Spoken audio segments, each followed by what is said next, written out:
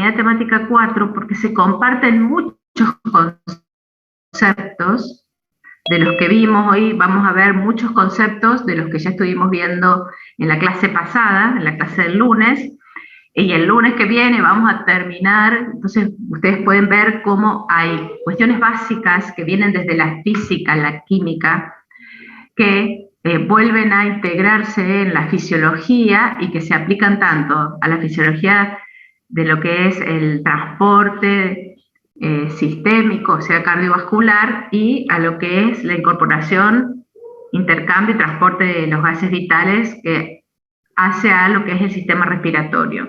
Pero siempre teniendo en cuenta, como venimos analizando e integrando en esta red, que ya vimos en la unidad temática 3 todo lo que hace a la microcirculación y su impacto en la perfusión, en la unidad temática 4 la macrocirculación, y entonces en la 5 desarrollamos cómo se integra las funciones del sistema respiratorio, incluido el transporte de gases, y su impacto en la perfusión. Entonces vamos a pasar a desarrollar en esta unidad temática todo lo que tiene que ver con este aspecto por eso volvemos a insistir en que son procesos integrados, que vamos sumando conceptos e integrándolos. Cuando hablamos de respiración, depende la disciplina desde donde se defina, aparecen muchas definiciones, desde una muy biológica generalizada hasta una bioquímica, como la que ustedes hablan de respiración celular, cuando ustedes vieron en bioquímica. Desde la fisiología, algunos autores incorporan todos los procesos fisiológicos, desde la ventilación, la forma de ingreso del aire, la forma de intercambio, el transporte, hasta la perfusión tisular, o sea que es una visión más amplia. Y algunos autores entonces en esa complejidad dividen, ustedes van a encontrar dependiendo del libro, que hablan de una respiración externa y de una respiración interna, que dependiendo el autor es el límite que le pone. Por lo tanto, en realidad es como que cada maestrito con su librito, y en realidad lo que tenemos que hablar es de un proceso, un continuum de fenómenos, de mecanismos que se dan desde lo que es el ingreso del aire ambiental hasta la utilización del oxígeno que contiene ese aire ambiental por la mitocondria en la generación de ATP. En realidad es un proceso continuo. Dependiendo del autor, lo corta y lo define como más le gusta de acuerdo a su disciplina. Nosotros lo que estamos viendo es todo el desarrollo de este proceso en las distintas unidades temáticas, pero lo empezamos desde, ¿sí?, la parte de cómo se perfunde cada célula en los tejidos. Vimos cómo la circulación aporta al transporte, y ahora vemos la última parte, que es el ingreso de esos gases, cómo se intercambian y a su vez cómo específicamente son transportados por distintos mecanismos, por la circulación sistémica, si hablamos de sistémica, y obviamente pulmonar, que es lo que vamos a ver la clase que viene. Entonces, por eso fíjense que no hablamos de respiración al definir la unidad temática. Sí está incluido como este aspecto polisémico, de que dependiendo del autor tiene distintos significados, sino que hablamos de una incorporación, intercambio y transporte de gases, como procesos, atendemos a los procesos. Cuando vemos estos procesos, si vemos con un poquito más detalle, este modelo nos habla solo del oxígeno, pero en realidad en todo este proceso lo que estamos haciendo es incorporar oxígeno y se está eliminando dióxido de carbono. O sea que lo correcto es hablar de estos gases. Y lo importante en todo este proceso, en toda esta consecución de mecanismos, fíjense que está marcado en este modelo adecuadamente, que habla de que se mantiene y se genera un gradiente de difusión tanto para el oxígeno como para el dióxido de carbono, entre los pulmones y los tejidos. Obviamente que hablamos de gradientes de difusión invertidos. Para el oxígeno, un gradiente mayor a nivel pulmonar y para el dióxido un gradiente mayor a nivel tisular. Entonces, en realidad, todo se centra ahí, en justamente cuando hablamos de la difusión. Y para entenderlo bien, justamente hablamos y nos ponemos la perspectiva evolutiva, como siempre decimos, que nos ayuda a entender muchos procesos. Hay algo que es común a todos los animales, desde las esponjas hasta nosotros, que es la difusión. Todo el resto de lo que vimos de esos procesos pueden no existir algunos de ellos, pero lo que sí está en todos es la difusión como mecanismo de intercambio de gases.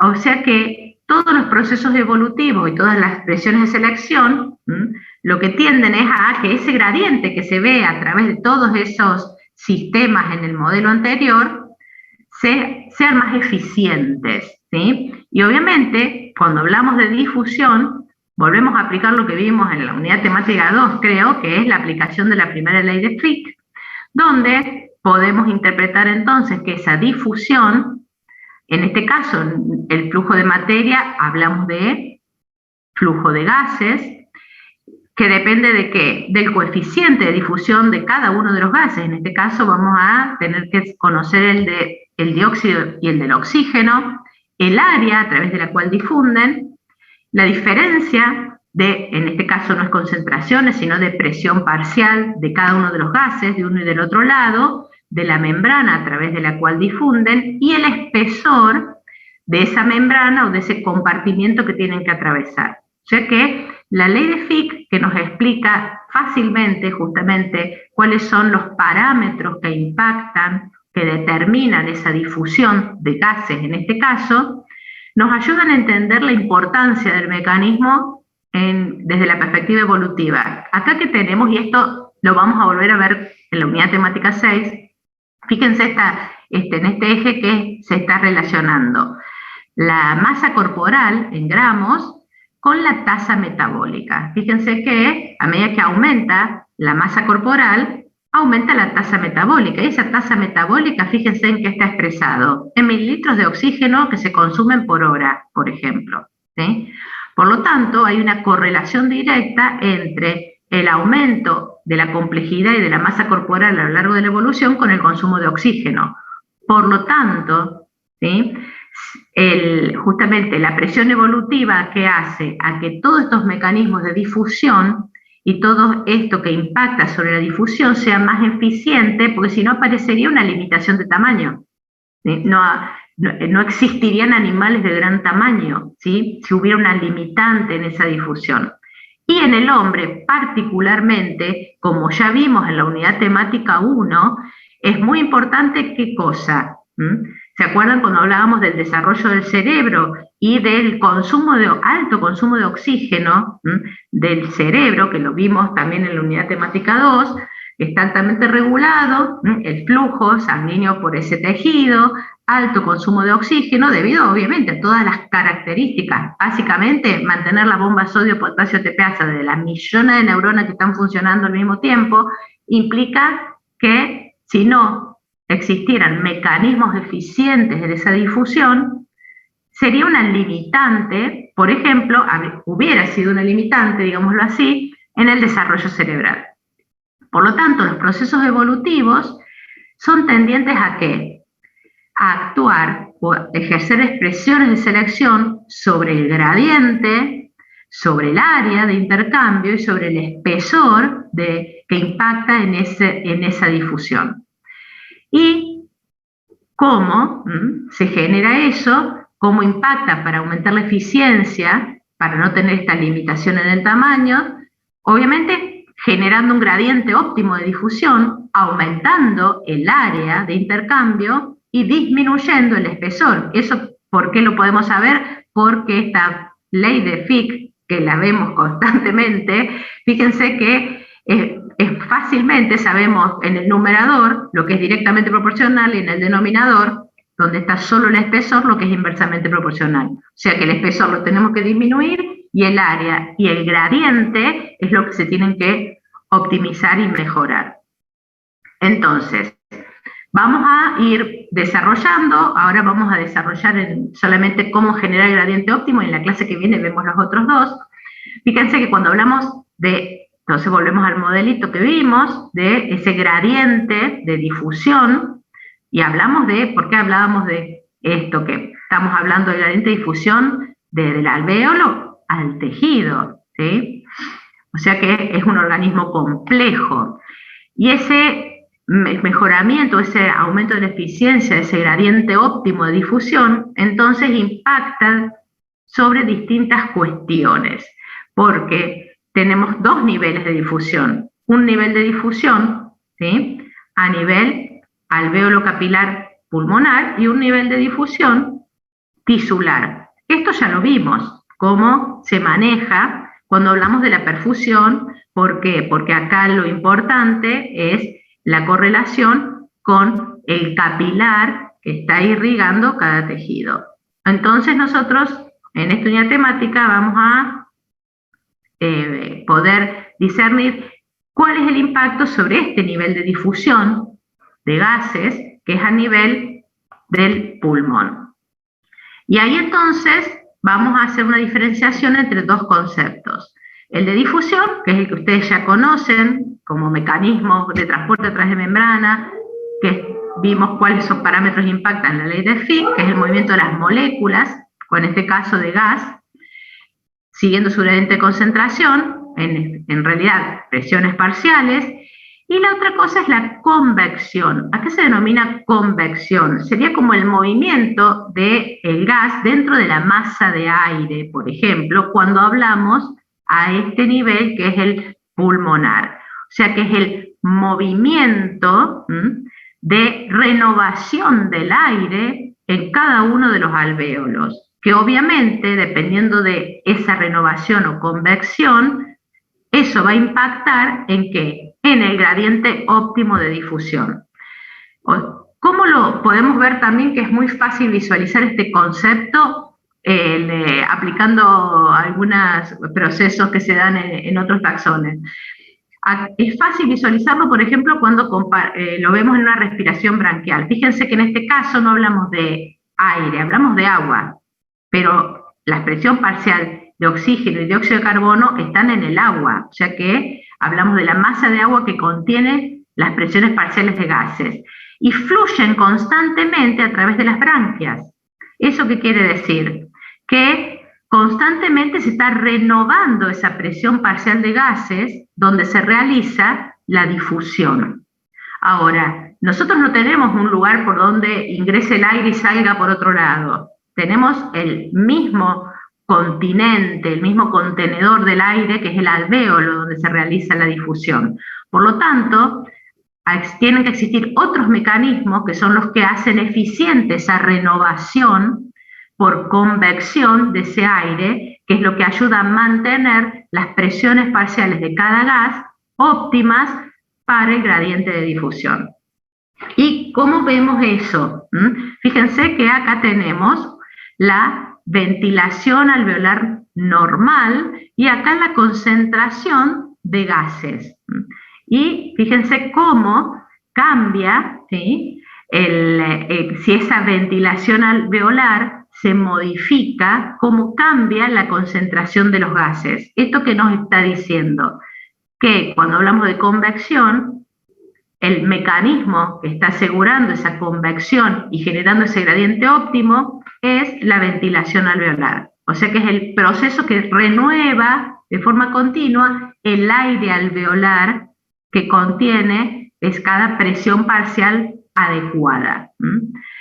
Cuando hablamos de aire alveolar, proviene del aire ambiental, que acá tenemos. La convección lo que está haciendo es mantener la renovación de este aire alveolar. ¿Cómo? Intercambiándolo con este aire atmosférico o aire ambiental. Entonces, cuando hablamos del aire ambiental, que es el aire inspirado, la composición de ese aire, fíjense que tenemos el oxígeno, dióxido de carbono, nitrógeno moléculas de agua. Si nosotros vemos esto, cuando tenemos moléculas de agua cero, sería en un momento del día, del año o del lugar donde la humedad relativa, que te dicen cuando te dan el pronóstico del tiempo, es cero. Por lo tanto, fíjense que cuando tenemos en cuenta eso a nivel del mar, ¿sí? O sea, la presión atmosférica a nivel del mar, vamos a tener que la presión en milímetros de mercurio del nitrógeno es la mayor en ese aire que estamos inspirando, fíjense que es el 78%, y el oxígeno es 160 milímetros de mercurio, que representa el 21% de esa presión. ¿Qué ley podemos aplicar? Que ustedes la conocen de química seguramente y de física, es la ley de Dalton. ¿Se acuerdan que la ley de Dalton habla de que la presión total de una mezcla de gases es igual a la suma de las presiones parciales de los gases que lo componen? Por lo tanto, si hay 0% de humedad, el agua, como vapor de agua, como gas, no está impactando el resto de las presiones parciales. Por lo tanto, no hace esa suma total. Ahora, si se incorpora otro gas en ese aire inspirado, obviamente se reparte esa presión parcial, que siempre la suma, si estamos a nivel del mar, va a dar ¿cuál? La presión atmosférica a nivel del mar, 160 milímetros de mercurio. Por lo tanto, siempre tener en cuenta eso cuando estamos analizando esa composición del aire inspirado y después recordarlo cuando la clase que viene veamos la composición del aire alveolar. ¿Qué cosas impactan sobre la composición de ese aire ambiental? Dos cosas. Por un lado, la presión atmosférica, que no estamos siempre a nivel del mar. A medida que ascendemos, ¿sí? Esa presión, que es la columna que hace a la gravedad, como es la columna de gas de toda la atmósfera, que está impactada por la fuerza de gravedad, a medida que ascendemos, menos fuerza de gravedad, menos presión atmosférica, ¿sí? Por lo tanto, estos aires, esta composición del aire inspirado, no responde a 760 milímetros de mercurio, sino una presión mucho menor. Cuanto más subimos, menos presión atmosférica hay. Fíjense, en el Monte Everest hay 250 milímetros de mercurio. Por lo tanto, si bien en porcentaje de oxígeno y de nitrógeno y de dióxido va a ser el mismo, cuando hagamos la suma parcial de cada gas, obviamente que la presión parcial del oxígeno a esa altura es muchísimo menor. Entonces siempre tengan en cuenta eso cuando estén analizando cuál es la composición del aire inspirado. Por otro lado, aplicar lo que vimos recién. Una cosa es estar en un ambiente donde no hay humedad, y otra cosa es cuando va aumentando, ¿qué cosa? El porcentaje de moléculas de agua en estado de vapor que hacen a la humedad atmosférica. Entonces, a medida que aumenta la cantidad de moléculas de agua, se incorpora algo más a esta suma, ¿sí? Por lo tanto, implica una disminución de la presión parcial del resto de los gases. O sea, fíjense que ahí tenemos otro factor. Por un lado la altura, por otro lado la humedad del aire inspirado. Hacen a la composición de ese aire. Ahora, cuando entonces vemos que ese proceso de convección lo que está haciendo a través de la ventilación alveolar es renovar el aire alveolar, y la composición de ese aire alveolar obviamente está en referencia al aire inspirado, que es el aire atmosférico, pero no solo a eso, sino que vamos a ir sumando algunas características que impactan sobre la composición del aire alveolar. En este momento lo que nos interesa es relacionar esa ventilación alveolar, esa renovación, con el proceso de ventilación pulmonar, porque la ventilación alveolar se hace a través de lo que conocemos como ventilación pulmonar, que la definimos como el proceso por el cual el volumen de aire se mueve entre el interior del pulmón y el exterior, y a través de esa ventilación pulmonar se realiza la ventilación alveolar. Y fíjense que entonces hablamos de un flujo de aire, entre la atmósfera y los alvéolos. Y como ya sabemos de la unidad temática 4, y ustedes ya lo saben de física, cuando hablamos de un flujo, ya sabemos que podemos aplicar la dinámica de fluidos a través de un sistema de conductos. ¿Por qué? Porque ya no hablamos de los conductos, que son los vasos sanguíneos, sino que hablamos de los conductos, que son las vías respiratorias. Y cuando hablamos del flujo a través de esas vías respiratorias, tenemos que tener en cuenta que depende ese flujo de un gradiente de presión.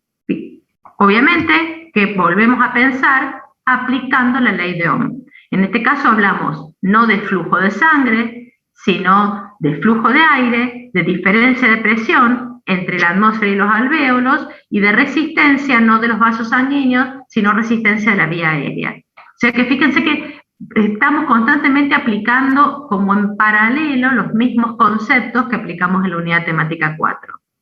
Entonces, pero obviamente que hay diferencias. Una diferencia es la que vamos a ver ahora. Cuando hablamos de ese gradiente de presión que se genera,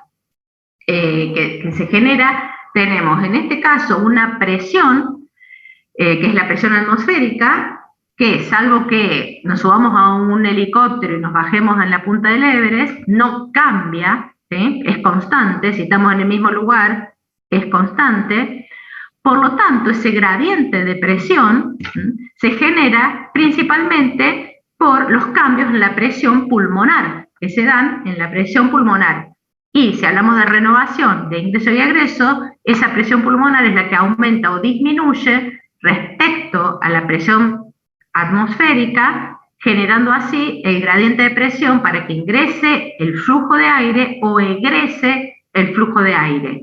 Y sabemos que este proceso se da en forma alternada. Y en este caso, cuando hablamos entonces de que tiene que existir una relación entre la presión que se genera en el pulmón y el volumen de gas que ingresa y que egresa a través de ese flujo de aire, estamos aplicando lo que ustedes conocen también desde física y química, que es la ley de Boyle, que la presión del gas es inversamente proporcional al volumen que lo contiene. Por lo tanto, ¿sí?, aumentamos el volumen y así se disminuye la presión, generando un gradiente atmósfera-alvéolo, y si se disminuye el volumen pulmonar, se genera una presión desde el pulmón hacia la atmósfera. Entonces, básicamente estamos aplicando la ley de Boyle como proceso físico que fundamenta esta ventilación pulmonar. Y todo este mecanismo de que aumenta el volumen pulmonar o disminuye el volumen pulmonar es lo que conocemos como movimientos respiratorios, que tienen que ver con parte de la mecánica respiratoria, porque el movimiento respiratorio es el que modifica el volumen del pulmón. Eso estuvieron ustedes trabajándolo en el trabajo práctico, en el laboratorio, donde vieron cuáles son los movimientos respiratorios y qué características tienen, y más, ya lo vienen hablando de anatomía, por eso no vamos a hablar de los cambios y los músculos que participan, porque ya lo vieron a esos movimientos en el trabajo práctico. Pero sí, lo que vamos a hablar es de que, como vieron en el trabajo práctico, durante esos movimientos respiratorios, que hablamos de fase inspiratoria y expiratoria como componentes del ciclo respiratorio, podemos incorporar otra ley que a la que podemos aplicar, que es la ley de Charles. La ley de Charles, que nos dice que el volumen de gas, además, ¿sí?, de depender de esta relación presión-volumen, también el volumen es proporcional a la temperatura. Un gas ocupa más volumen a medida que aumenta la temperatura. ¿Y esto cómo lo aplicamos a la fisiología respiratoria, este proceso pulmonar? Que ustedes también ya saben de histología, de biología y de anatomía, cuando han visto la vía respiratoria y las características que tienen esos epitelios, que se va calentando. Una de las funciones de la parte de las fosas nasales, más allá de la función de defensa, que la vamos a ver el año que viene, de partes de este trayecto de la vía aérea. Parte de las funciones es calentar el aire. Entonces, ese aire que se va calentando en el caso de que el aire es atmosférico, tiene una temperatura inferior, obviamente, a la temperatura corporal. ¿En qué favorece esta aplicación de la ley de Charles? Es que este aumento del volumen del gas, al calentarse a lo largo del trayecto de la vía respiratoria, ayuda a expandir el volumen de los pulmones y específicamente de cada alvéolo. Y entonces, cuando hablamos de este ciclo respiratorio, esta fase inspiratoria y expiratoria, que los conocemos como forma mecánica, este músculo se contrae, este se relaja la expiración es pasiva por la relajación, la expiración forzada, todo eso que ustedes estuvieron viendo en el trabajo práctico, en el fondo se fundamenta en lo que conocemos como un ciclo respiratorio neural. ¿Por qué? Porque esa contracción de ese músculo esquelético, que es el diafragma, los intercostales, si participan, el esternocleidomastoideo, ¿de qué depende? De un ciclo de potenciales de acción. Por eso hablamos de un ciclo respiratorio neural. Y entonces, esa fase neural, ¿cómo se inicia? Con la generación del ritmo respiratorio. Y entonces acá si comparamos con lo que vimos la clase pasada de la generación del ritmo cardíaco, la generación del ritmo cardíaco es en el nodo sinusal, está regulada por el sistema simpático, parasimpático. Después el año que viene vamos a ver todos los otros impactos que existen sobre ese ritmo cardíaco, que termina determinando la frecuencia cardíaca, pero está en el mismo corazón. En este caso, la generación del ritmo respiratorio es a nivel central. Esa es una gran diferencia entre la generación de los dos ritmos. ¿Dónde se genera este ritmo respiratorio? A nivel de bulbo y protuberancia. Ahora vamos a ver específicamente, esto les sirve como para que vayan revisando también sus conceptos de neuroanatomía. Y los que están cursando anatomía ahora deben estar cursando neuro, si no cambiaron la secuencia de contenidos. Y si los que ya cursaron anatomía, vayan repasando, porque siempre estamos relacionando todo con el sistema nervioso. Ahora quería hacer alguna diferenciación, porque a veces en los libros se toman como sinónimos la palabra ritmo y la palabra patrón.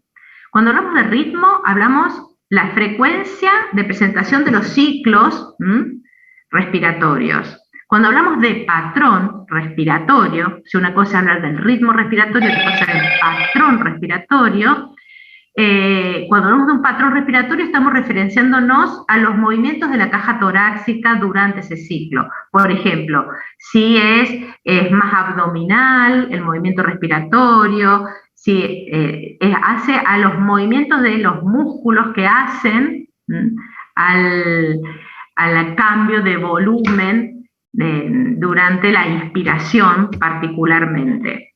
A eso nos referimos con patrón. Entonces, cuando hablamos de la generación del ritmo, hablamos de lo que tiene directa relación con la frecuencia respiratoria. Y si bien todavía se sigue estudiando, ya se sabe que hay un conjunto de neuronas que se llama complejo de Prebot-Singer, que es donde se genera este ritmo respiratorio. Después de muchos estudios, los estudios ¿cómo los hacen? Utilizan animales donde van cortando en distintas secciones esta área que ya se sabía que tiene impacto sobre la generación del ritmo respiratorio, pero primero tienen que dilucidar a qué nivel. Entonces, haciendo cortes, estos animales van viendo cómo se va modificando. La cuestión era que se modificaba, disminuía o se daba un patrón distinto, pero durante mucho tiempo no pudieron saber dónde se generaba el ritmo, hasta que se pudieron hacer estudios mucho más detallados y encontraron un conjunto de células que son estas, Prebot-Singer, complejo Prebot-Singer, que son un conjunto, son una red de neuronas que si decimos generación del ritmo, ya si lo relacionamos con generación de ritmo cardíaco, ya hay algo que pueden ahí vincular, que quiere decir que tienen capacidad de autoexcitabilidad. Entonces, justamente, estas neuronas tienen propiedades de otorgar un ritmo intrínseco que hace a esta generación de este ritmo respiratorio inspiratorio. Son marcapasos, o sea que tienen capacidad de generar ellas mismas la despolarización. Son neuronas principalmente glutamatérgicas, que son excitatorias, hay de glicina también, que son excitatorias, pero conforman pequeñas redes. Lo importante es que el resultado de esa red es que se autogenera un ritmo intrínseco que impacta sobre las neuronas motoras inspiratorias. Cuando hablamos entonces que impacta sobre las neuronas motoras inspiratorias, estamos hablando, por ejemplo, las neuronas que hacen al nervio frénico. Y acá que estamos viendo que se desencadena ese potencial, se generan generalmente bars o ráfagas, ¿sí?, de potenciales de acción y se apaga esa ráfaga. Y acá lo que están viendo es cómo impacta eso sobre la neurona o la motoneurona, ¿sí?, que llega al diafragma, o sea, sobre ese nervio frénico. Fíjense que responde de la misma forma que cómo se genera esa descarga inspiratoria en este conjunto de neuronas del complejo Prebot-Singer. Obviamente que entonces ya sabemos que tienen esas neuronas características particulares que generan corrientes iónicas que van a favorecer esta despolarización espontánea. ¿Qué corrientes participan? Corrientes de sodio persistentes se llaman en este caso, que se activan rápidamente y tienen una inactivación más lenta, por lo tanto permite que haya varias descargas simultáneamente.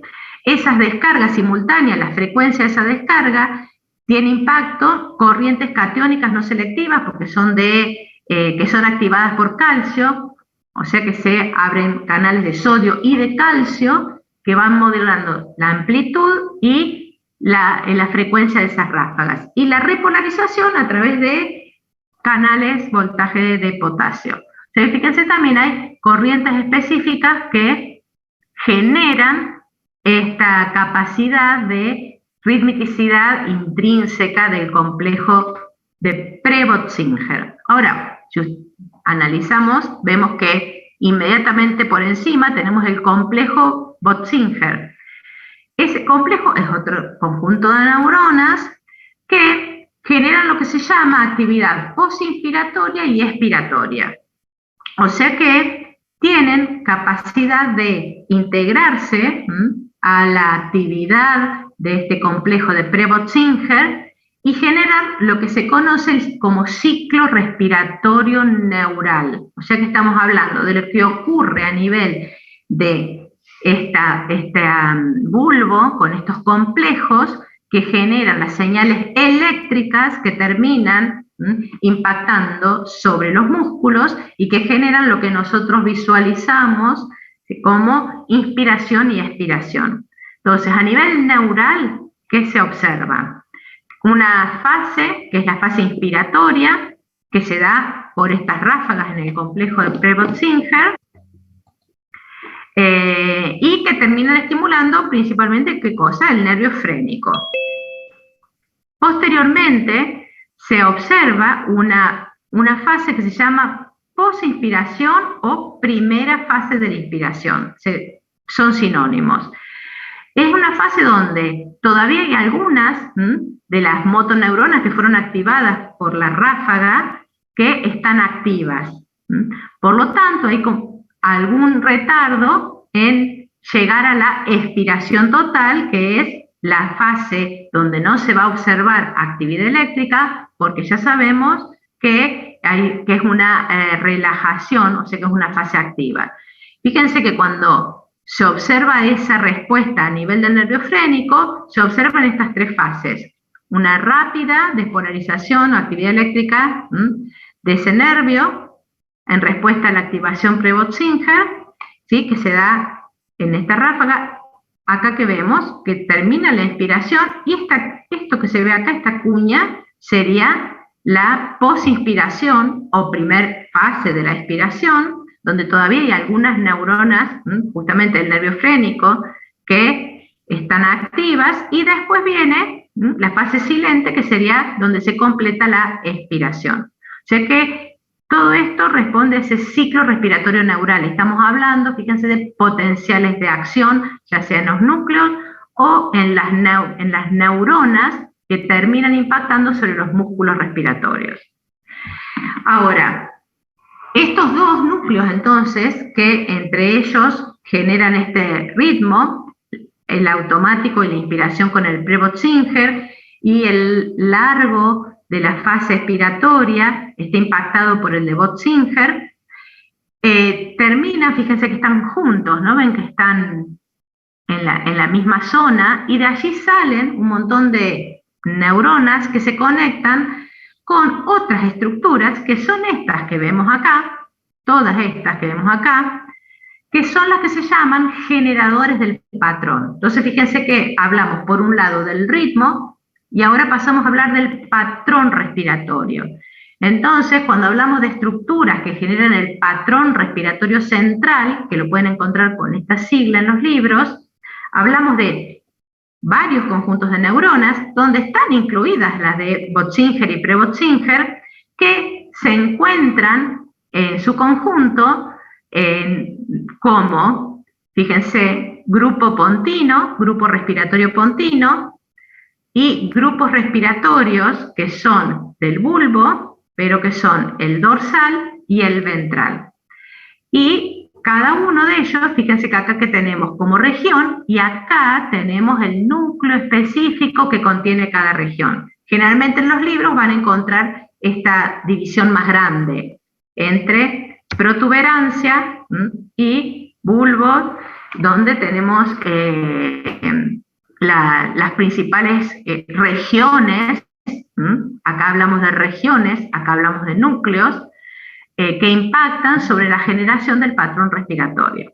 Y obviamente que cuando hablamos del patrón respiratorio, estamos hablando que el efecto integrado de estas redes va a impactar sobre más músculos que modifican el patrón de la respiración. La hacen más abdominal, la hacen más torácica, la hacen con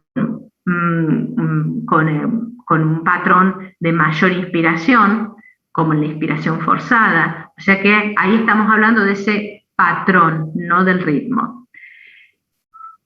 Por ejemplo, lo que se puede ver fácilmente en este gráfico, acá compara la ventilación normal. Fíjense que acá vemos el cambio de volumen, acá vemos el flujo, ¿sí? Cómo cambia el flujo, ¿sí? Acá tenemos la inspiración, la posinspiración y la expiración.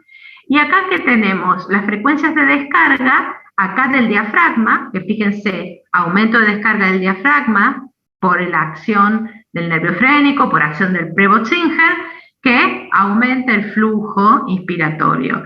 Después que tenemos que el diafragma no participa de las fases expiratorias, pero ven que en rojo aparece un conjunto de músculos que se activan por la actividad del complejo de Bott-Singer, que es el que participa en la expiración, que se da en los músculos laringeos. Fíjense, esto TA está representando el electromiograma del músculo laringeo, acá en rojo. Y fíjense que ese músculo laringeo, si está activado, quiere decir que se está contrayendo durante la fase expiratoria, la primera parte de esa fase expiratoria. ¿Qué impacto tiene eso?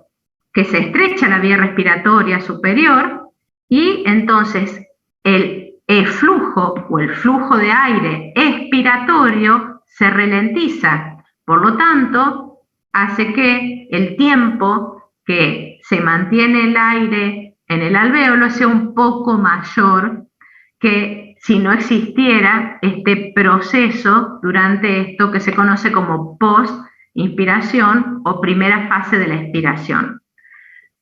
Uy, perdón. Y por otro lado, para comparar con la vocalización, fíjense que acá que tenemos, que vemos que cada vez como yo que estoy hablando, que cantamos, hay una íntima coordinación entre la frecuencia respiratoria, la generación de un patrón respiratorio distinto, y fíjense por quién es controlado, que vemos acá, por señales corticales y subcorticales, que impactan principalmente, fíjense, en la posinspiración, y eso que nos está diciendo, que estos núcleos que generan el pre-Böttinger y el Böttinger reciben mucha información que modifica el ritmo y que impacta sobre la generación del patrón respiratorio. Entonces tenemos que tener en cuenta que acá fíjense que tenemos el pre-Böttinger, el Böttinger, que recibe información cortical y subcortical, ¿sí? Que es eso de lo que hablamos de que es información que puede ser voluntaria, totalmente consciente de detener el ritmo respiratorio, ¿sí? O subconsciente cuando estamos vocalizando, que obviamente interacciona con esto que se llama conectoma, que en realidad es la red que genera, modifica el ritmo y genera el patrón con la información que recibe de otros centros respiratorios, de otros centros neurales importantes. ¿Qué otras cosas importantes recibe de información estos núcleos, estos complejos de pre-Böttinger y Böttinger? Vamos a nombrar solamente dos, porque no vamos a hablar de la regulación de la respiración. Estamos hablando solamente de cómo se genera el ritmo, de cómo se diferencia de un patrón respiratorio y de qué cosas son las más importantes que impactan en ese ritmo. Así como vimos en el nodo sinusal cómo impactaba el simpático y el parasimpático, cuando hablamos de la generación del ritmo respiratorio a nivel de Böttinger y pre-Böttinger, hay dos cosas que impactan, que son muy importantes, que impactan sobre ese ritmo respiratorio. ¿Cuáles son? Las dos entradas modulatorias que se llaman tónicas y fásicas. Tónica, ¿qué quiere decir? Que está constantemente,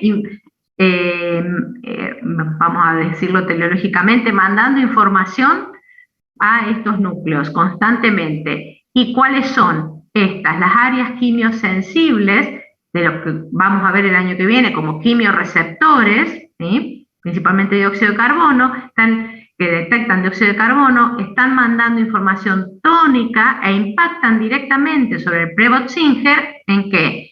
En la descarga de estas ráfagas inspiratorias.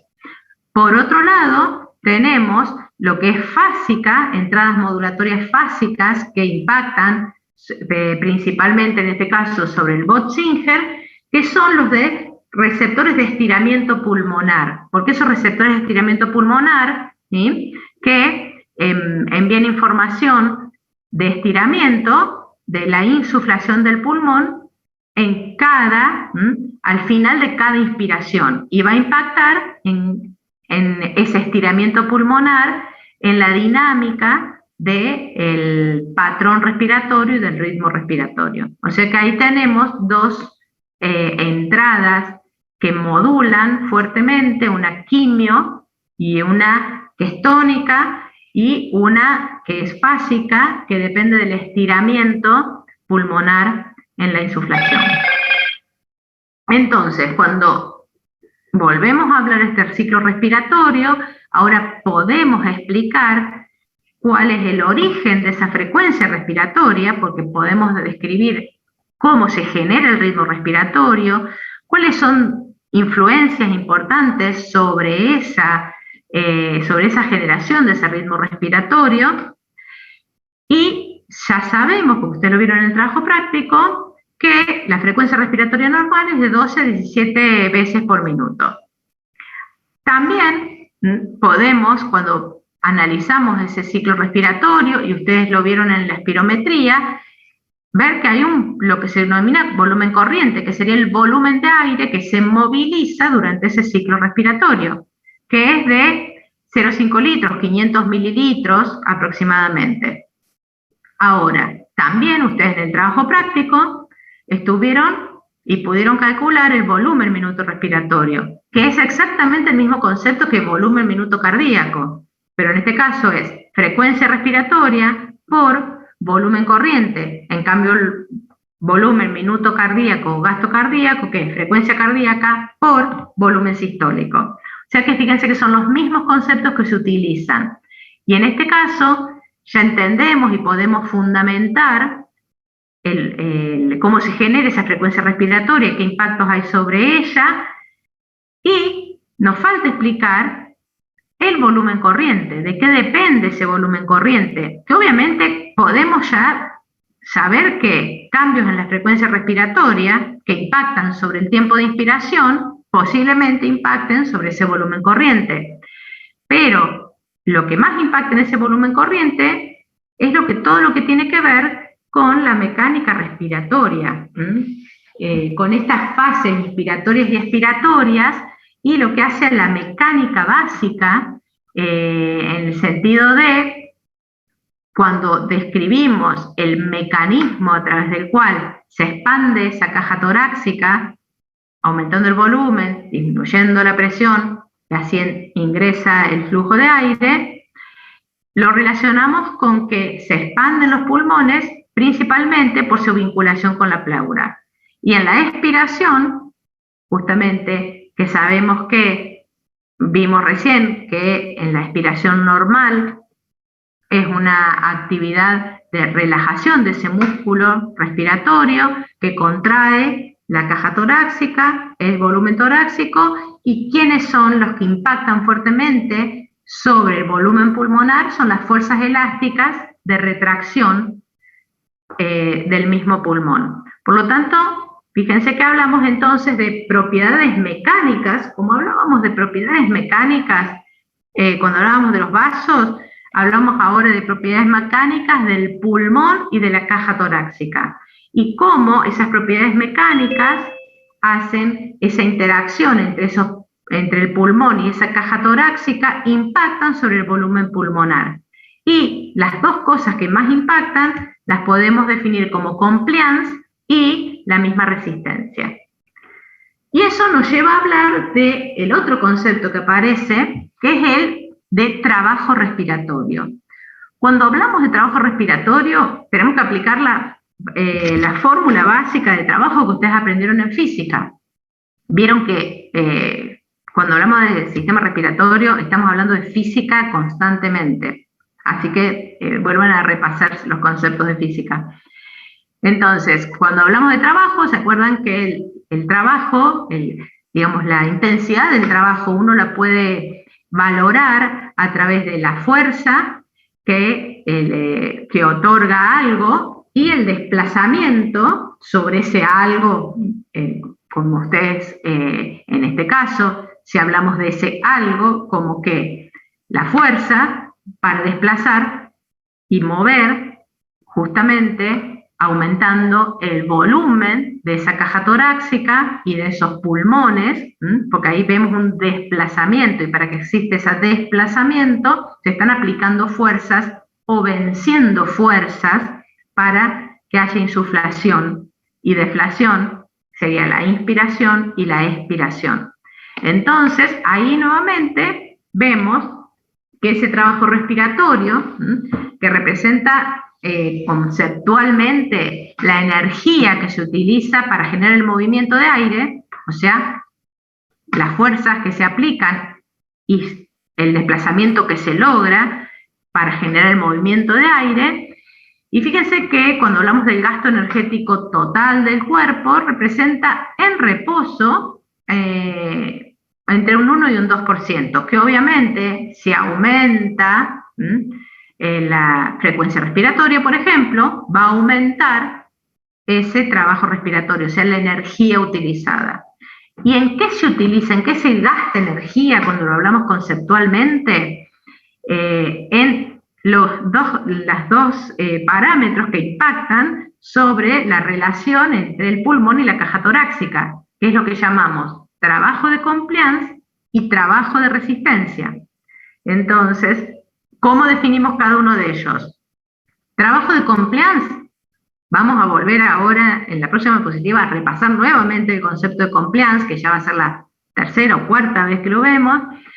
El trabajo de compliance, ¿qué sería? La energía que se utiliza, que utiliza el organismo en superar la retracción elástica, ya sea de la caja, del mismo parénquima pulmonar y la tensión superficial de los alvéolos. O sea que fíjense que ya ahí estamos definiendo tres cosas que impactan sobre la compliance, que hacen la retracción, o sea, a que hay que vencer para que se distienda en la inspiración.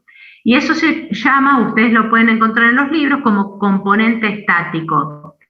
Y el 70% de la energía que se consume en esto, en ese trabajo de compliance. ¿Sí? Justamente las fuerzas que hay que vencer para que se desplace el pulmón. Y el otro es el trabajo de resistencia, que es más sencillo de ubicar, que es el mismo concepto de la resistencia al flujo sanguíneo, la resistencia al flujo de aire, o sea que es toda la energía que se utiliza en vencer la oposición de ese flujo, en la vía aérea o la misma inercia del flujo aéreo, porque en este caso tenemos inspiración y expiración. Y más es aproximadamente un 30% de ese gasto energético.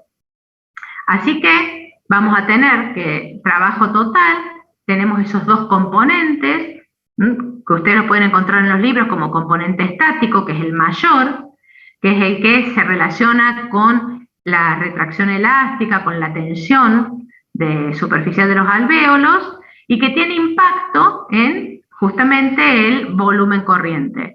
Y el componente dinámico, ¿sí? Que es el que estamos viendo como trabajo de resistencia, y que va a tener impacto en que generalmente en el flujo directamente, se opone al flujo de aire a través de esa vía aérea.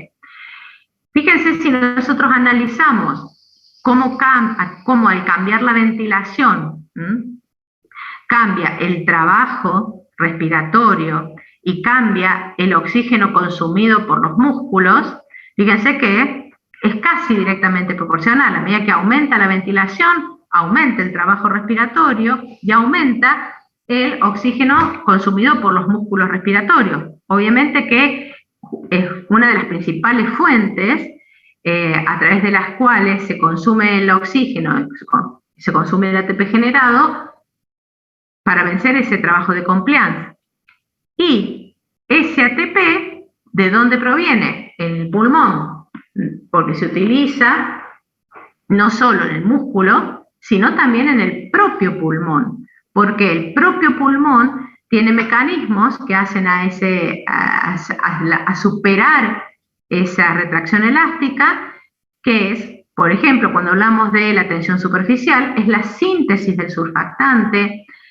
Por otro lado, la síntesis adecuada del tejido conectivo y elástico que mantienen la estructura del parénquima respiratorio. También tiene un gasto energético importante a nivel, hablamos del pulmón, no del músculo respiratorio, sino del pulmón, en que sintetizar gran cantidad de enzimas antioxidantes, porque está manejando altas presiones de oxígeno. O sea que fíjense que, por un lado, tenemos el consumo del propio músculo respiratorio, pero también hay un consumo de energía en el mismo pulmón, porque tiene mecanismos que impactan también en este trabajo respiratorio. Entonces, cuando hablamos del trabajo de compliance, es el último que vamos a ver, después seguimos del trabajo respiratorio en la próxima clase, el trabajo de resistencia en la próxima clase. Volvemos a aplicar, como dijimos, creo que es la tercera o cuarta vez que lo vemos, la teoría de la elasticidad, comparando elastancia con compliance o compliancia como dos formas de evaluar la elasticidad y la distensibilidad. Y en el caso, ¿se acuerdan que la clase pasada vimos lo que era la compliance arterial? Ahora vamos a hablar de la compliance pulmonar, y es el mismo concepto, la relación entre cambio de volumen, que en este caso es el cambio de volumen pulmonar, en relación al cambio de presión, y en este caso es presión transpulmonar. que es lo que reconocemos como la presión de distensión, lo que representa la presión de distensión de ese pulmón. Obviamente que cuando hablamos entonces de compliance, guarda la relación inversa con las propiedades elásticas, porque estamos venciendo esa retracción elástica. Entonces, siempre recordar esa relación, que no son sinónimos, son, como decimos, las dos caras de la misma moneda, la compliance y la elastanza. Ahora, en este caso, cuando identificamos volumen pulmonar es fácil de identificar. Ahora, cuando hablamos de cambio de presión transpulmonar, tenemos que definir qué es la presión transpulmonar. Fíjense que acá en la fórmula, cuando hablamos de transpulmonar, aparecen otras presiones, intrapleural y pulmonar o alveolar. Entonces vamos a definir cada una de ellas. La presión intrapleural o pleural, depende del libro, ustedes ya la conocen, pues seguramente la han visto en anatomía, no sé si y seguramente en biología, justamente es la que fácilmente reconocemos porque decimos es una presión negativa o subatmosférica en el interior del cuerpo, pues justamente es lo que es la presión que se genera entre las dos hojas de la pleura, ¿sí?, entre la parietal y la visceral. ¿Y cómo se genera esa presión? Por estas características o estas retracciones elásticas de las paredes sobre las que están adosadas esas pleuras. Entonces, fíjense, estas flechas nos están marcando esas fuerzas que se llaman fuerzas de retracción elástica, la misma elastanza pulmonar, que quiere decir todas esas fibras que están en el parénquima pulmonar, que una vez que se distiende, como hablamos de elastanza, tienden a recuperar el tamaño o la forma original y tienden entonces a alejarse de la caja torácica, pero a su vez la caja torácica, las fibras elásticas que contiene, naturalmente tienden a expandirla y el músculo es el que hace de contrapeso en esa expansión. Por lo tanto, tenemos esas dos fuerzas opuestas que generan en esta pleura esa presión negativa intrapleural. Bueno, acá lo que estaba modelizado era para que recuerden que todo el parénquima pulmonar tiene muchas fibras conectivas y elásticas, que hablamos justamente del impacto de este tejido viscoelástico de la matriz extracelular. Nuevamente volvemos sobre el mismo concepto.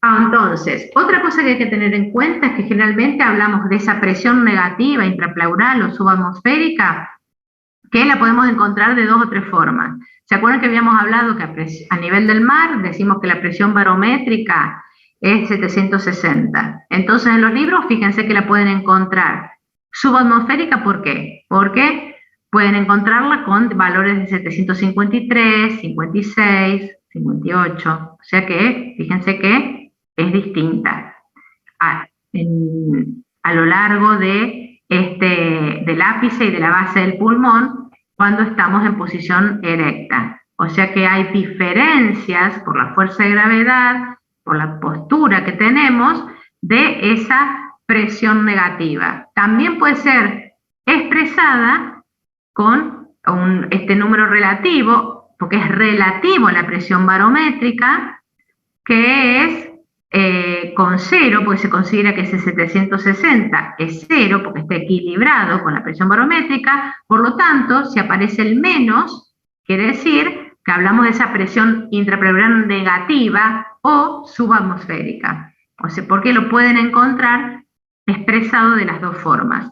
Y entonces, fíjense que en la posición erecta, o sea, de pie, debido al efecto de la gravedad, que es esa columna que impacta sobre el organismo, la diferencia de la presión intrapleural es mucho mayor en el ápice que en las bases. Ahora, si nosotros analizamos cómo cambia esa presión intrapleural en el ciclo respiratorio, vamos a encontrar que no es siempre igual. Nosotros la modelizamos así, Pero siempre hay que tener en cuenta que en el ciclo respiratorio esa presión intrapleural va cambiando con los movimientos respiratorios, ¿sí? Y también tenemos que tener en cuenta que la presión intrapulmonar o alveolar, que sería la presión que ejerce el aire cuando ingresa o deja de ejercer cuando egresa en el ciclo respiratorio, impacta también sobre el volumen pulmonar. Por eso cuando hablamos de presión intrapulmonar estamos hablando de la columna de gas, de aire que está circulando, que fluye en la inspiración y en la expiración. Por lo tanto, la presión va a cambiar en el ciclo respiratorio. Y también nuevamente que vemos que esa presión alveolar o intrapulmonar, fíjense en este caso que es más, se va complejizando la relación. ¿Por qué? Porque si comenzamos del nivel, fíjense que al inicio de la inspiración, sin movimientos respiratorios, durante la inspiración, ¿qué pasa? Disminuye la presión y que ingresa el aire, o sea que cuando llega a niveles subatmosféricos, fíjense que es 1, comienza a ingresar el aire. Por lo tanto, en medio de la inspiración aumenta la presión intraalveolar. ¿Se entiende? Y en la expiración, ¿qué pasa? El cambio de volumen de la caja torácica nuevamente, que hace que aumente, por lo tanto aumenta la presión intraalveolar, pero a su vez comienza, cuando llega al máximo de presión, a fluir ese aire hacia la atmósfera en la expiración. Por lo tanto, cae durante la expiración la presión alveolar. Por eso toma esa forma de onda, porque es dinámico. No es que durante la inspiración cae toda la presión. No, porque durante la inspiración cae por efecto del cambio en el volumen de la caja torácica, pero a su vez hay ingreso de aire, lo cual aumenta la presión. Y en la expiración ocurre exactamente lo contrario. Así que se genera esta forma de onda cuando hablamos de la presión intrapulmonar o alveolar, por el propio efecto del flujo de aire en el ciclo respiratorio. Y entonces nos falta la última, la presión transpulmonar, que es a la que hacemos referencia cuando hablamos de compliance. Y cuando hablamos entonces de presión transpulmonar, es la presión que representa la fuerza de distensión del pulmón. Y ¿se acuerdan que hablábamos que la diferencia acá está marcada por el área? ¿Ven? Porque se visualiza como la diferencia entre las dos presiones que vimos antes, intrapulmonar e intrapleural. Por eso en los modelos ustedes la encuentran como un área, marcada como un área, que sería lo que representa la fuerza de distensión del pulmón. Que obviamente, si cambia la intrapleural y cambia la intrapulmonar, la transpulmonar también cambia en ese ciclo respiratorio.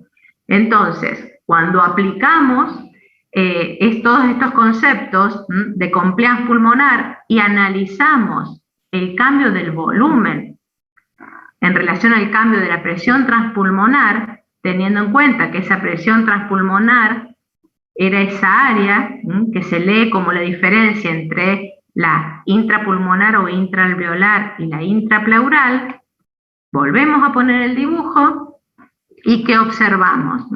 Que esa área que también cambia, fíjense que es mayor la diferencia en qué momento, en el momento en que pasamos de la inspiración a la expiración, que sería el momento en el que ustedes, cuando hicieron la espirometría, observaron que se da lo que se conoce como volumen tidal o volumen corriente, que eso nos está dando la idea de la distensión del pulmón en esa respiración en cada ciclo respiratorio.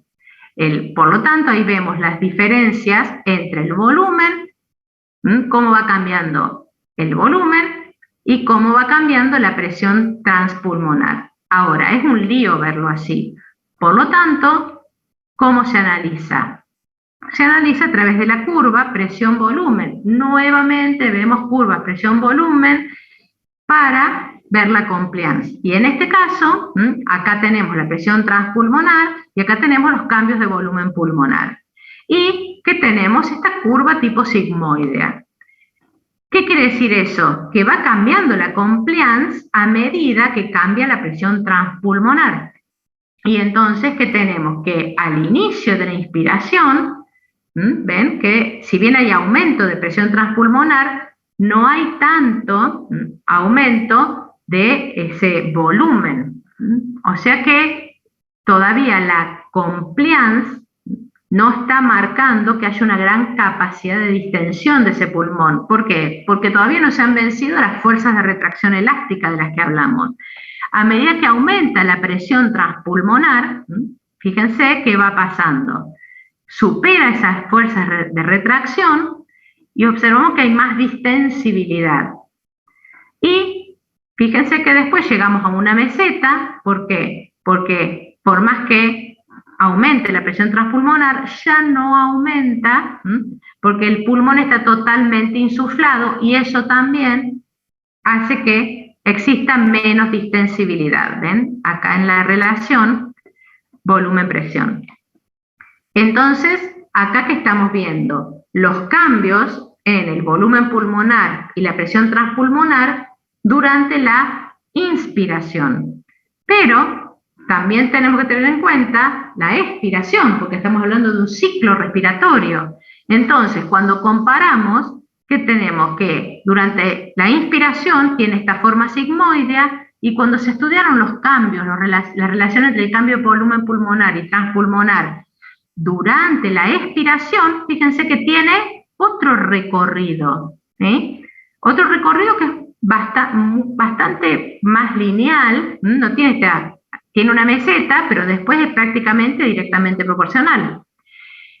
Esta diferencia, ¿se acuerdan que lo vimos en la unidad temática 2, cuando hablábamos de los tejidos viscoelásticos, de las propiedades viscoelásticas de los tejidos? ¿Se acuerdan que vimos estas curvas que se denominan curvas de histéresis? Y entonces esto, justamente este fenómeno, este proceso por el cual la relación, o sea, la compliance de la inspiración es distinto, tiene un recorrido distinto de la compliance durante la expiración, se denomina histéresis pulmonar.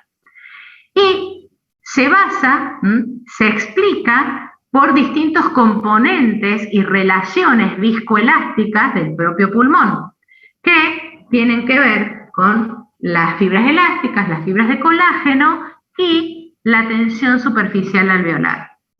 Y hasta acá llegamos.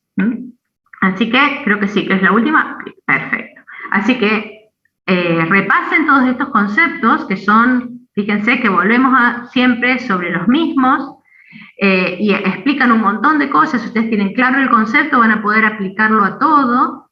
Y entonces, en la clase que viene, terminamos de explicar los fundamentos que hacen estructurales, que hacen a que cuando uno analiza la compliance tomen esta distinta forma.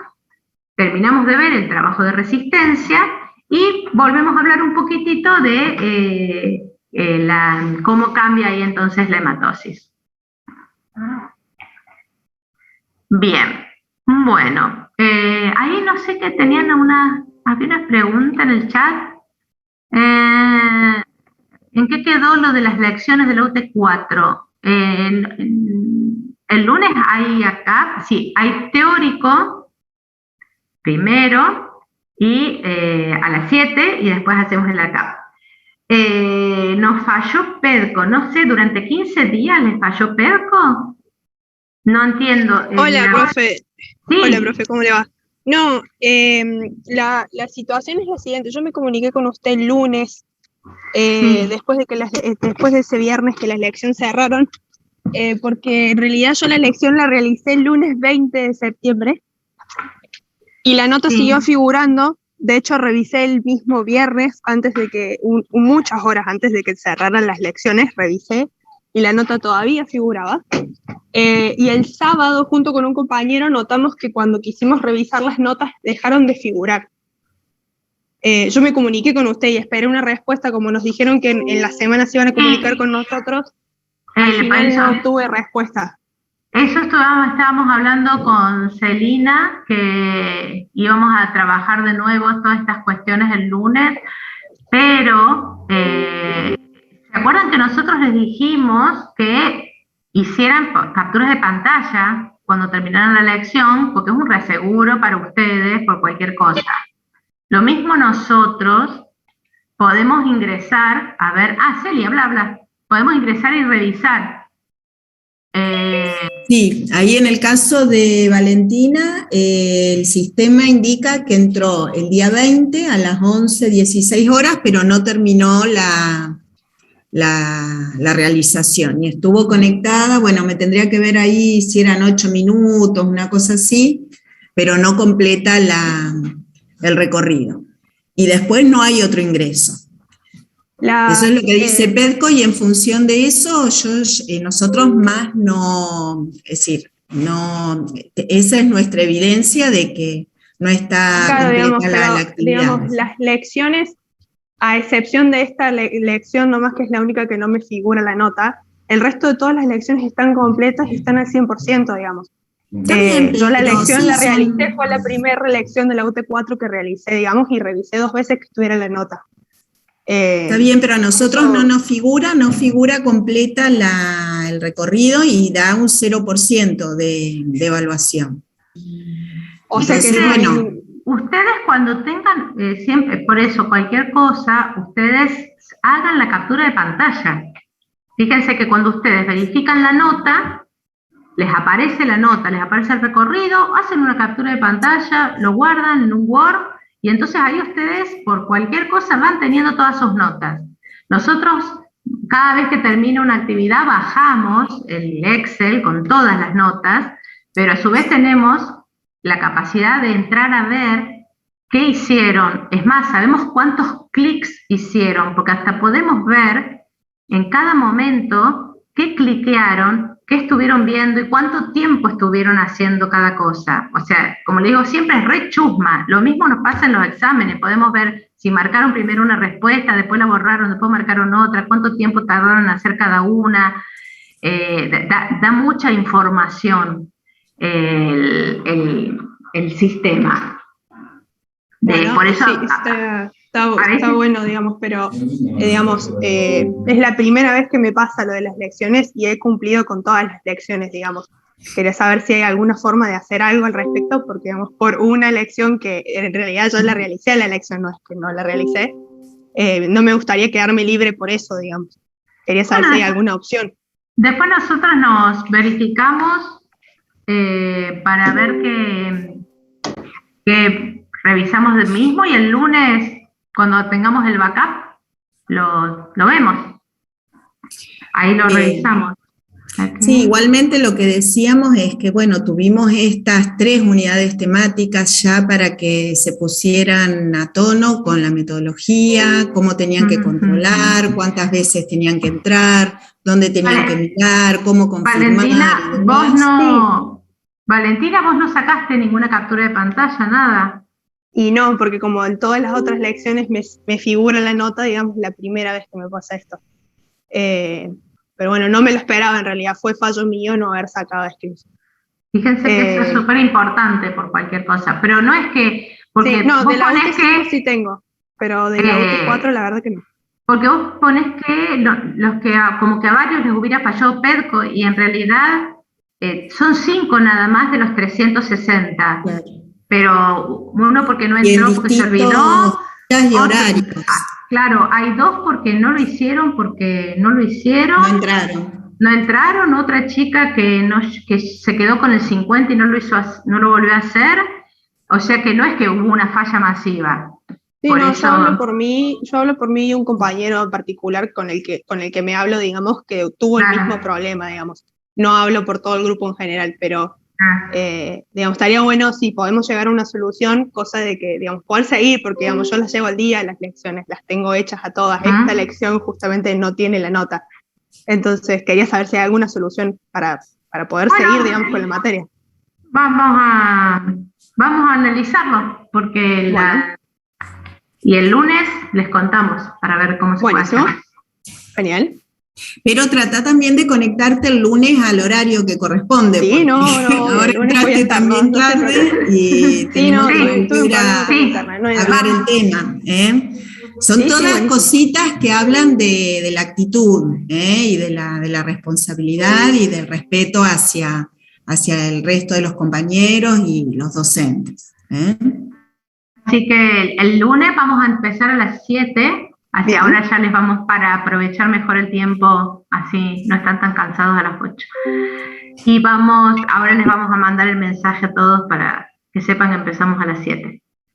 Y bueno, vayan aprovechando para estudiar, porque vieron que los trabajos prácticos son bastante más complicados para el backup.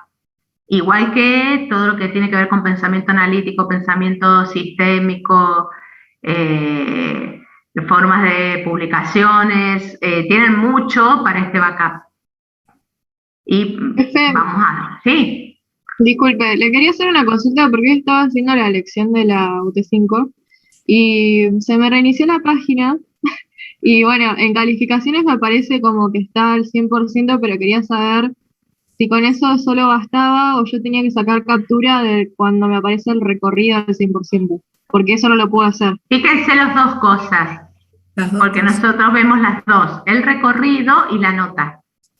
¿La hago de nuevo entonces? Sí, porque podés hacerla de nuevo, así que para hacer la captura de pantalla de el recorrido. Claro, de las dos por las dudas.